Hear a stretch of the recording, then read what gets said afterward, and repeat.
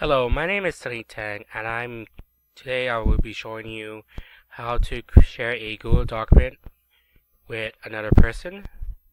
So my school has been making a push to share and use Google Documents when creating an online assignment. Some of the benefits with creating Google Documents and using them online is that the student always has access if they have the email, and they can also share with other people without making multiple copies. It's all one copy that everyone can have access or view if needed.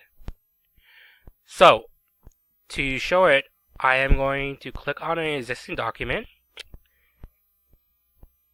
And I will be walking through the procedures. So this is a document that I had earlier. Okay. And this is, I would like to share it with myself, even though to another account. So to do that, there's a couple of steps. For step 1, I open up the Google document, which I already did. Step 2, you have to look at the share button over here. Step 3, click on the share button, which is the big blue button in the upper right hand corner. Step 4 is to type the email of the person that you want to share it to me. In this case, I'm going to send it to myself, Sunny Tang. Add a note. This is for a screencast. So you could add notes if you want or don't want.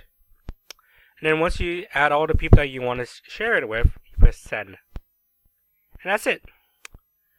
So you can also do this with Google Slides or any other Google document that has a share function. So in this case, if I press share, again, I'm going to type in a person's email. In this case, it's going to be my work email.